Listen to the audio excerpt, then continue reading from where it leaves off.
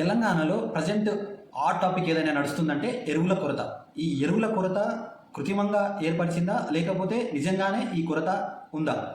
అయితే ఈ ఎరువుల కొరత అనేది కేంద్రం నుంచి ప్రతి రాష్ట్రానికి ఆయా వాట కింద వానకాలం ముందే సప్లై ఉంటుంది. ఆ సప్లై ప్రకారం ఇక్కడ ఎంతమంది రైతులు ఏ పంట వేస్తున్నారు, ఎన్ని ఎకరాలకి ఎంత ఎరువు వేయాలి అనేది ఒక విధి విధానం ఉంటుంది.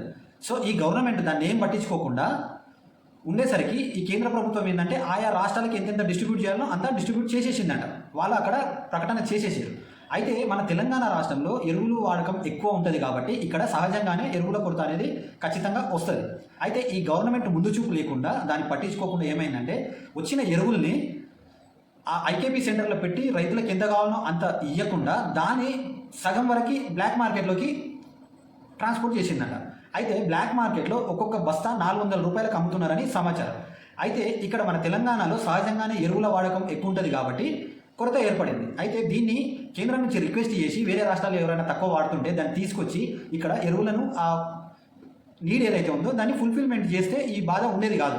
కానీ గవర్నమెంట్ ఏం పట్టించుకోకుండా దాన్ని గాలికి వదిలేసింది. దానివల్ల ఇప్పుడు ప్రతిపక్షాల మీద నెట్టేసే ప్రయత్నం చేస్తుంది. అక్కడ బీజేపీ గవర్నమెంట్ ఎరువు ఇవ్వట్లేదు, ఇక్కడున్న ప్రతిపక్షాలు కావాలని ఈ కృత్రిమ కొరత సృష్టిస్తున్నాయి అని చెప్పేసి మాట్లాడుతున్నారు. ప్రాబ్లం ఎక్కడైతే ఉందో దాన్ని సాల్వ్ చేయడానికి చాతగాని ఈ దద్దమ్మ మంత్రులు తుమ్మల నాగేశ్వరరావు ఏమంటాడంటే ఎరువులు ఎవరికైతే అవసరం ఉన్నాయో వాళ్ళు వస్తున్నారు, తీసుకెళ్తున్నారు, కానీ ఈ ధర్నాలు చేసే వాళ్ళు ఎవరైతే ఉన్నారో వాళ్ళు ప్రతిపక్షాలకు చెందిన మనుషులు అని చెప్పేసి మాట్లాడుతున్నారు. ముసలోళ్ళకి ఏం అవసరము, తర్వాత చిన్న చిన్న పిల్లల్ని లైన్లో నిలబెట్టి పొద్దు నుంచి సాయంత్రం దాకా ఉండేది ఏం అవసరము? వాళ్ళ వ్యవసాయ పనులు ఇప్పుడు కలవడానికి వరి నాట్లని అవని ఇవని వాళ్ళకి చాలా పనులు ఉంటాయి పొలాలల్లో. అవన్నీ విడిచిపెట్టుకొని వచ్చి ఐకేపీ సెంటర్ల ముంగట ఇంత పొడుగు చెప్పులు కిలోమీటర్ల మీద లైన్లు పెట్టాల్సిన అవసరం రైతులకు ఏముంటుంది చెప్పండి?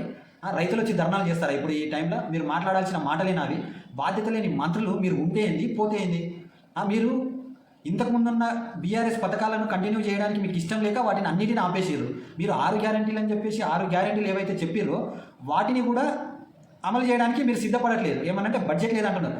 కనీసం ఈ రైతులకి ఇప్పుడు వర్షాకాలంలో ముఖ్యంగా కావాల్సింది కరెంటు, తర్వాత టైంకి విత్తనాలు, టైంకి ఎరువులు. ఇవి ఇస్తే రైతులు వాళ్ళ పని వాళ్ళు చేసుకుంటారు కదా. మీకు ఏవి ఇవ్వడానికి చేతగాక నాకు అటు బీజేపీ గవర్నమెంట్ని ఇక్కడ ఉన్న ప్రతిపక్షంలో ఉన్న ఈ బీఆర్ఎస్ నాయకుల్ని నిందిస్తే మీకేమొస్తుంది? మీరు చేసే పని మీరు చక్కగా చేస్తే మిమ్మల్ని ఎవరు నిందిస్తాడు? మీలాంటి వాళ్ళే ఏదో శాస్త్రం చెప్పినట్టు మింగలేక మంగళవారం అన్నారంట. అట్లున్నాయి మీ చేతలు.